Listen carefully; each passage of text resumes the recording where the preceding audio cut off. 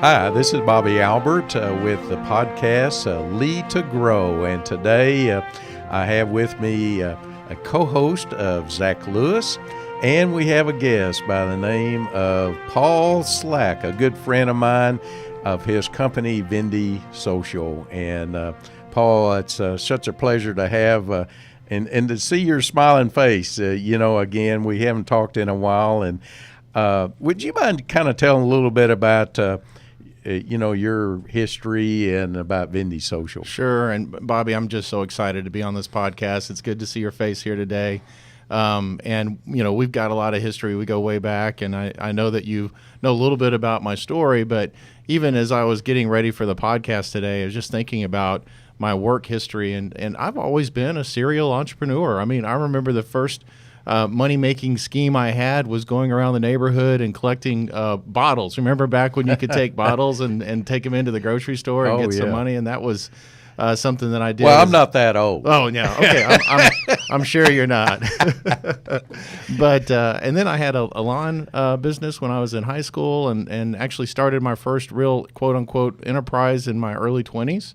And then from there, started out as a sales guy and sold technology for many years in the 90s when technology was really hot, and had the opportunity in the late 90s to go get involved with this new thing called the internet, and went to work for an e-commerce company and really learned a lot about where the future was going. And one of the things that really hit me while I was at this e-commerce company was that, and you're going to have to go back, Bobby, to remember like the late 90s when everybody thought you could just put a shopping cart on the back of a website and you'd make a gazillion dollars. Yeah. Well, that was the kind of company that I was working for. But what hit me while I was there was nobody was focusing on marketing. Like, okay, put a shopping cart on your website, but how are you going to get somebody to actually come and shop, and actually buy something? And so in 2000, the company that I was working for was about to go public, but you remember what happened in 2000? That's when the bubble burst, right? Yeah. And so mother is the necessity of invention. So I found myself needing to figure out what I was going to do next because all those stock options that I had were worth less than a cup of coffee, right? So that's when I started Webdex, which was a internet marketing company. I started it in late 2000. Specifically to help B2B companies because I was in technology sales prior, so I knew how to do B2B sales and B2B marketing, and I really just applied those principles to internet marketing, and that worked out really well. I grew that business, and in 2010 was able to sell that business to another company. In fact, I met you back in those days, and yes. I just got to tell you, you were a great mentor to me back when we were on that CEO roundtable together. Thank you. And in 2010, I went to work for the company that purchased my company and left them in 2013 because one of the things that I learned while I was there was that Webdex was a boutique agency. I knew all of my customers. I knew what made their businesses tick. I knew their kids and their wives and their spouses. And the company that I went to work for, the one that bought my company, they had different goals. They wanted to be this gigantic, the largest social media company in the country or the world. And they put me on the road, and I did a lot of these boot camps all over the country. And I'll talk more about that later if it comes up. But anyways, what I discovered was I didn't know who our customers were anymore. I didn't know what made their businesses tick. And sometimes we were talking about this at lunch. It's the absence of something that really helps you understand what you love most. Yes. And so I realized I wanted to be back in that boutique arena. And so I left that business and started Vende Social, which is the company that I have today. And that was 2013, so about 4 years ago. And really just enjoying what I'm doing. I've got a great team of people. We have awesome clients and having a lot of fun. This is something you and I, it's been several years you and I talked about this, but you left, when you left your job from the technology company, you left a very high paying job to be an entrepreneur. I did. Can you kind of share what you're kind of? I'm catching you a little off guard here. Oh no, that's fine. That's fine. Some of your thinking back then when you did that. It's a funny thing. I was a good salesman and had really climbed the ladder at the company that I worked for as a Fortune 500 technology company. And as you might imagine, I had a $21 million a year quota. So was doing really well. I was hitting my quota every year, but I was bored, believe it or not. So, I mean, the paychecks were great, but I was kind of bored. It was almost felt like more of an accountant than I had one customer, believe it or not, with a $21 million quota. And so I knew all the people that I was selling to. And every year I'd come out when I'd get my quota and I'd meet with my key contacts at my client and I'd say, hey, I got my quota today. It's $20 million or $25 million. And they would look at me and go, Paul, we love you, man, but we're not buying $21 million worth of technology this year from your company. We're just not going to do it. And that was my job, to go figure out how to make that happen. And so I was a little bored, but I had a little bit of money in the bank. And I had a situation come up with my former business partner, who was also the best man in my wedding. One of the questions you asked me was one of the scars. I'll get to that. Maybe that comes up a little bit later on. But he had some time on his hand, and I had some money in the bank. And I'm like, you know what? Let's take this recipe here, your time and my money, and let's see if we can start something. But because of my serial entrepreneur bent, I mean, this was just another opportunity in my mind to get out and do something and be creative and try to make a go at it. So, Paul, I know you've had a lot of success in your life. What is one accomplishment that you would say that you're most proud of? There's been so many cool things that have happened over the last 20 or 30 years that I've, kind of 90 to now, so 27 years that I've been kind of working for a living. But I would have to say, when I sold the business in 2010, that was quite an accomplishment. Back up a year or so before that, and my business was really struggling. And I had kids at home at the time. Most of my kids are grown now. I had a wife and a family, and I was trying to provide for them. I just bought out my former partner, and life was hard, and I wasn't sure how I was going to make it. And we were just talking about a good friend of ours that we both have, and some great advice that he gave me. And really, that just started to head me in the right direction. And the day that they called this company that purchased Webdex and said, hey, we want to talk to you about buying your business, that kind of began a long series, as I know you've been involved in transactions before. Uh-huh. So it's not easy. It's not like you get a phone call or an email that says, hey, we'd like to buy your business. We're going to put Webdex in a shopping cart and give you a credit card and check out. You've got to go through due diligence and do all those other things. And so really, that's, I think, the pinnacle of my career in terms of highlights. Not only because it was really awesome to build something from nothing and then have another company want it so bad that they want to pay you for it, but just the impact that it's had on my life. I mean, we're involved in some mission, doing some missionary work in Africa and some orphanages over there, and we're just able to do some things that we weren't able to do prior to that. You mentioned about the due diligence. I know when I sold my company in 2011, it was an 11-month process. And they want to know everything, don't they? Yeah, it was a lot of ups and downs. And, of course, I was dealing with a public traded company, and there was a lot of legal hurdles that had to be overcome and things like that. But, Paul, you mentioned about that mission work that you're doing. I know you and your wife, that's something very part of your heart. Do you mind sharing a little more about that? Sure. We at our church, we have what are called home groups, and they're called small groups in other churches, but it's where, a group of 6 or 8 couples or families would come together and meet once a week or a couple of times a month. And when we started going to the church we go to, I remember coming to our first home group meeting and kind of going around the table meeting all the new people and that we hadn't had a chance to meet before. And, one couple, Bob and Julie Mendonza, were actually the hosts of this home group. And they shared with us that night that their hope was to get to Africa. And Bob Mendonza is an orthopedic surgeon and wanted to get over there and do medical missions. And so over about a 2 or 3 year period, we got to work with them and going out for extended periods of time and doing some medical missions. And one year we sent 500 pairs of shoes to put shoes on kids there in Kenya. But eventually, God just called them over full time. And so they started an orphanage, and now they have a school. The orphanage has about 100 kids. And these are kids that the AIDS epidemic is really still large over there in Kenya. And there's a lot of orphans as a result of that. And so these are kids that really come from a hopeless situation. And just to see them go, I love the before and after pictures. You get to see these kids the day they show up, and you get to see them 6 or 8 months later, and there's hope. It's redemption. It's a beautiful thing. But they have about 100 kids in the orphanage, and they started a school not only to educate the kids, but also to educate all the kids in that area. It's called the Rift Valley.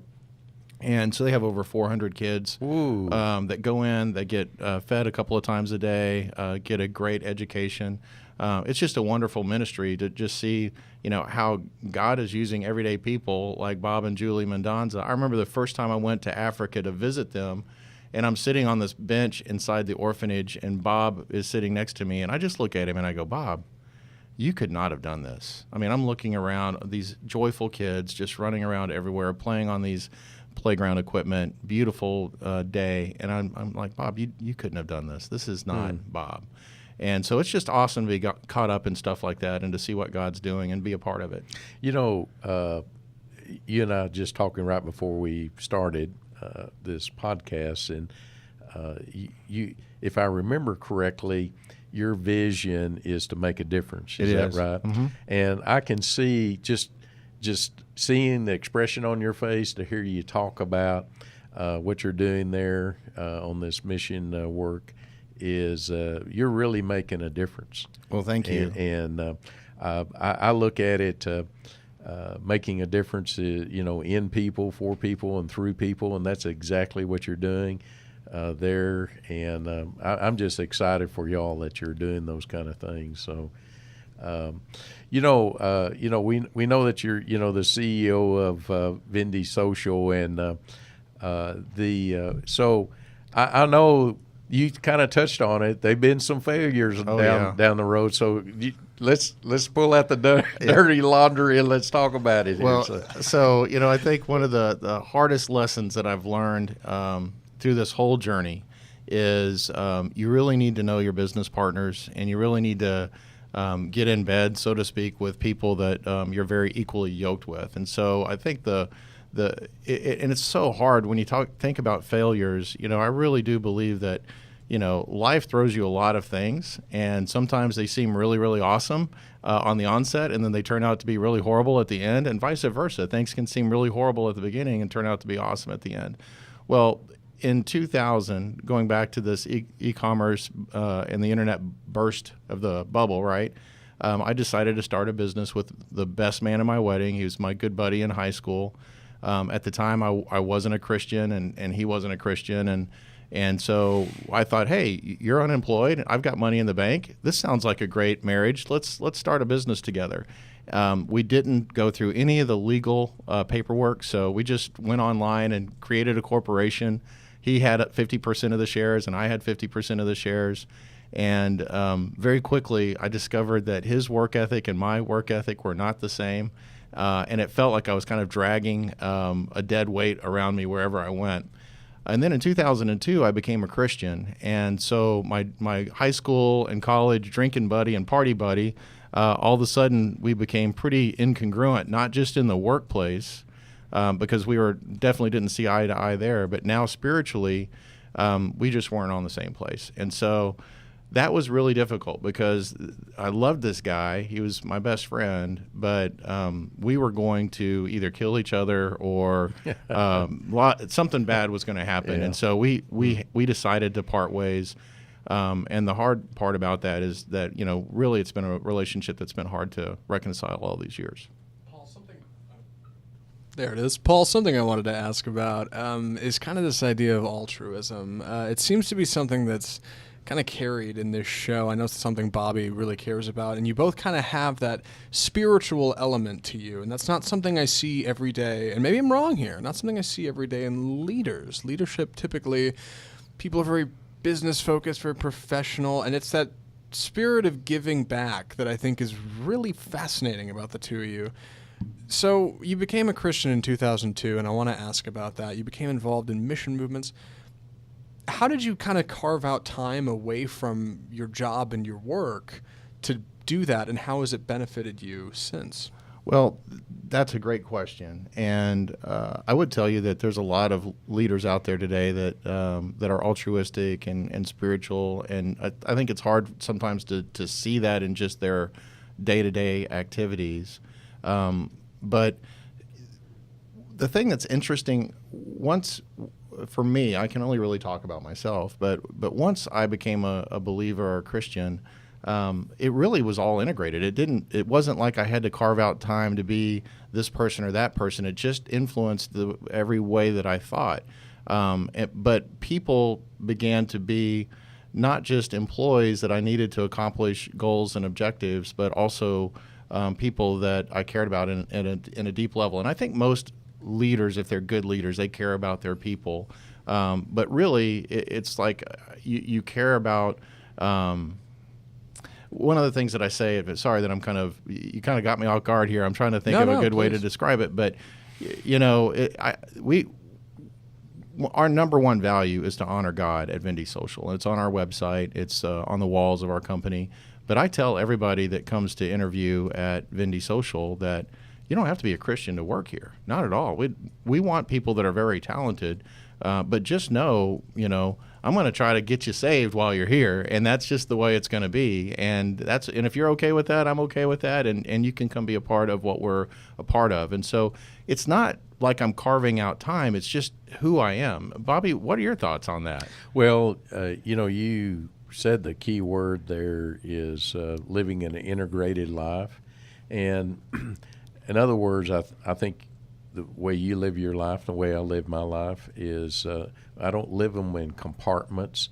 I don't have a life that, that's business. I don't have a life that's separate from that, Right. Be it family or separate from even that, to be it at my church. It's all integrated into a life overall. Zach, your question is very valid, because for me personally, when I are living this integrated life, it actually gives me energy. It gives me, it adds to the passion that I have to live the life that I do. It's the excitement. It fills up my cup where that it's overflowing with this joy, rather than living a life with an empty cup, like a coffee cup that's got coffee stain in the bottom. So I look forward. And one of my core values is to achieve significance, which is making a difference. Right. So it matches up with what I believe. One other thing I'd like to add to that, I just thought about while you were talking, Bobby, and this might go back to answer your question too, Zach. It's incredible the margin that occurs. Like when you're pouring into a life that's integrated, somehow there just seems to be more margin. You're able to get more done. I don't know what it is. Call it a miracle. Who knows? But it's amazing how there seems to be plenty of margin at the end of the day to get the things done that you need to get done. And I agree with that. And not only that, it opens the door to more options to consider other things to get done. So, I appreciate your story, Paul, here about the failure that you went through. And you're exactly right, is for anybody that's thinking about partnership or partnering with somebody, is it's hard to talk about these kind of things. Is what's going to happen if this doesn't work out? Mm-hmm. What are we going to do? How are we going to handle this? Where are we going to go? Because there's going to be a time we may end up going in different directions, and that's okay. It doesn't mean that we're bad people. It's just that we have now matured differently in our life, and that's just the way things kind of move along.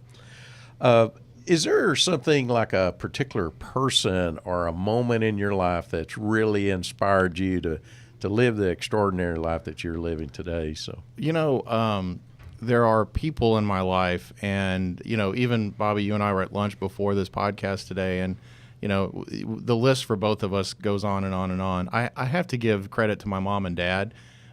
They taught me work ethic. I was always an entrepreneur, but I've also got to throw a bone to my wife here, Beth, because until I met my wife, I was just a guy that knew how to make money. And then I met my wife in about 1987, 1988. And she gave me purpose because I wanted to marry her and I wanted to build a family with her. And so that was really important. But I think as I went back in time and just mentally thinking about today's podcast, because I knew you were going to ask me that question, one of the, I think, fundamental experiences of my life that has helped me be successful was when I went off to college, believe it or not. The day that I headed off to college, my mom and dad met me at the door and they said, go on off to college, son. You're grown up now. Here's $3,000 in cash. When you get down to Southwest Texas State in San Marcos, go ahead and pay for your tuition, pay your room and board, and then whatever's left over, I want you to manage that until December. And then when you come home for Christmas, we'll give you another $3,000. It's time for you to learn how to manage your money. And I thought, well, this is awesome. So I drive down to San Marcos, and the next day I go to register for college, and I'm at the checkout, and the lady behind the desk says, do you want to go on the installment plan, or do you want to pay for all of this now? And I said, installment plan, what's that? And she said, well, you can pay a third now and a third halfway through the semester and a third at the end of the semester. And I looked at her and I thought, remember, I'm 18 years old at the time with $3,000 in my pocket. I thought, I like this installment plan idea. So I paid for a third, and for the next 6 weeks, I had one heck of a good time in San Marcos, Texas. Well, then it was time to pay the next installment halfway through the semester, and I had no money. I was completely broke. I'd blown it all. So I had too much pride at the time, Bobby, to go back to mom and dad and ask for more money. So I drove up to Austin, which, by the way, you could get from San Marcos to Austin in about 20 minutes back then. Can't even get through downtown Austin in 20 minutes anymore. And I got a job. The guy that interviewed me told me it was a PR job, and he loved to hire college kids. And he said, show up the next night and we'll get you trained. You're hired. And so I showed up the next day, and I met this guy named Terry. And I said, I'm here to get trained, Terry. And he went to the Austin phone book, ripped out a page of the phone book, put it in my hand, pointed me to a table there in this telemarketing room that had a phone. And he said, there's a script by the phone. Get on the phone and start calling people. And I walked up to that seat. There's people everywhere, and they're all on the phone. Scared to death. I'd never done any selling in my life. And it took me like 4 tries before I could even dial the last digit on the first number, to get somebody on the phone. Was this the rotary dial? Not quite that long ago. But anyways, I started reading the script and calling people. And about a month later, Terry came back up to me one night and he said, you're really good at this. We want to move you to this other area, and we'll actually pay you commission instead of hourly. And so he brought me into this other area, and I started making calls and making sales. And the next thing you know, I'm making like $500 a week in commission part-time. I'm going to college during the day, which back in, the 80s, making $500 a week was pretty good money, even for a full-time job. So as I thought back on this question, I really wanted to point to something that has been a major influence in my life, because what I learned then that I didn't really realize that I'd learned until just recently was that I could make money, that I would never have to worry about not being able to provide for my family, that I had this skill that I could translate into income. And because of that, almost goes back to your first question about being an entrepreneur and jumping out of that high-paying salary job to start a business. It didn't scare me that much because I've always known I can somehow figure it out a way to make money. Well, that's an excellent story, and it sounded like you really you got the training by the fire, didn't you? Baptism by fire for sure. Yeah, for sure. Well, what kind of to be the kind of person that you are today, what kind of mindset do you think you might have that's helped you all these years? Well, there's actually been a lot of people over the years that have influenced my mindset, but there's a few almost, I want to say, sayings or phrases that are in my head a lot that have shaped the way that I go about doing the work that I do. One of them was from my first scoutmaster when I was a Boy Scout. He said something that I say all the time today, and that is that successful people are people that are willing to do the things they don't want to do when they don't want to do them. Yeah. And often when I find myself in front of a daunting, and I tell this to my kids all the time, they hate it, but when there's something that they need to do, right, that they don't want to do, I'm like, hey, successful people, they're the ones that do what they don't want to do when they don't want to do them. And so that's definitely a mindset that I have. One of the most influential books I ever read was Stephen Covey's, 7 Habits of Highly Effective People. And so one of the things he says in there that is very much part of my mindset is begin with the end in mind. And so if you are at Vende Social, I promise you, every day of the week, you're going to hear somebody say, because it's something that I say all the time, what is our desired outcome here? Because that's what I like to start with. It's the Covey begin with the end in mind. And so those are some, kind of key mindsets that I have when it comes to these things.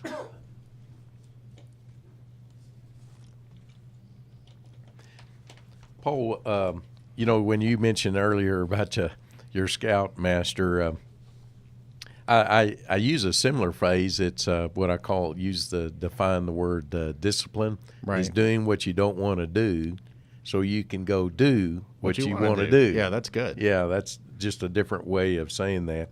Well, when you look back at your life, is there, one thing that you would like to change that would it make your life even more extraordinary today?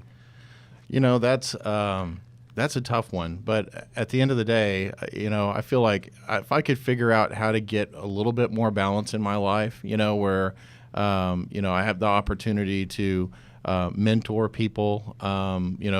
We were talking earlier about the spinning plates. I would love to find a way to really be more balanced in just not driving for results as much as working to develop people and mentor people. And I'm at that stage in my life where I really would like to help people develop and become, hone their crafts, become the best they can be. When we were talking about spinning a lot of plates earlier, I use that term, the Zagonic effect. Right. And I can't spell it, but I can't believe, from Texas, I can even say that That's word. pretty impressive. Yeah, that is. But it's not in the Texas dictionary, I don't think. But what it is that, and this is for like our audience here, is that when you give, a person can juggle 7 balls at one time, and this is going back hundreds of years, but no one has been able to juggle 8 balls. So when they pitch the 8th ball to the person, all the other balls fall to the floor. So, this has a lot to do with us developing habits in our life. And could you mind sharing a little bit about your daily habit that's really helped you be where you are today?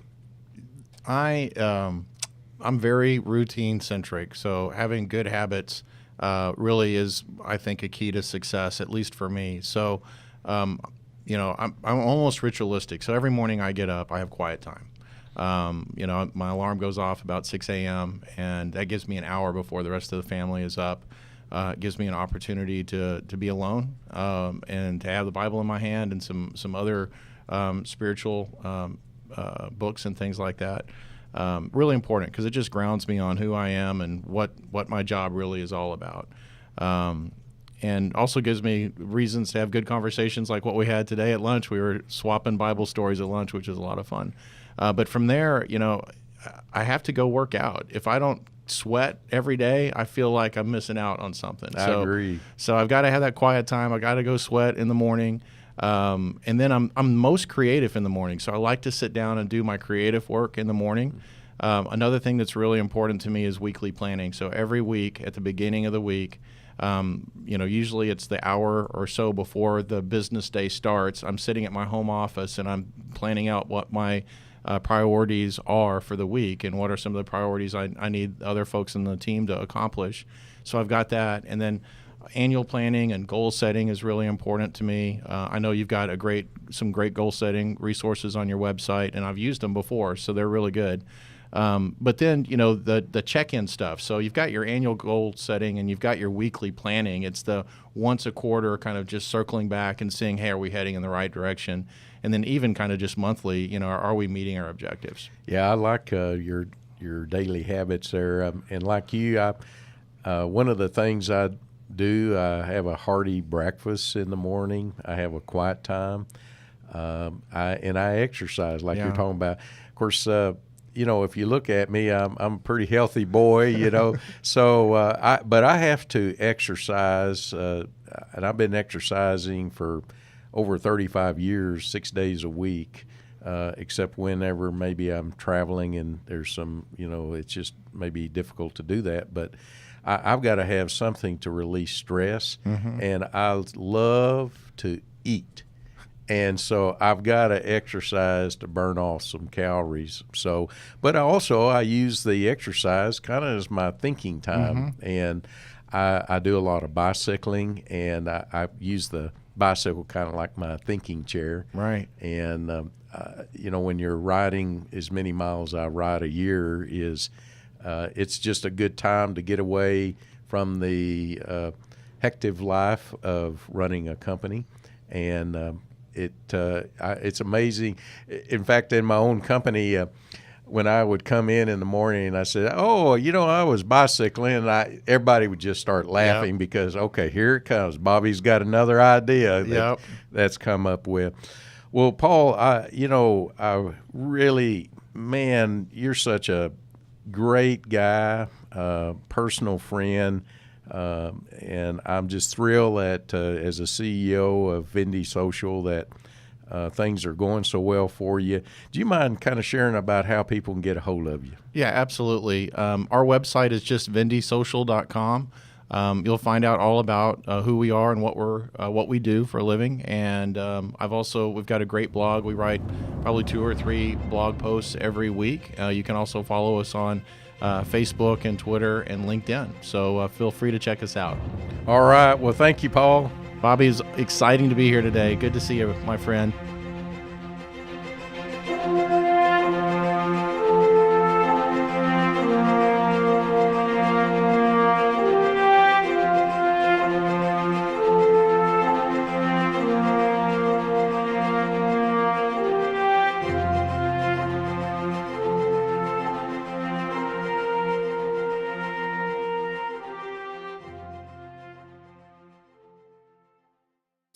You're listening to RNCN, the digital destination for premium talk radio.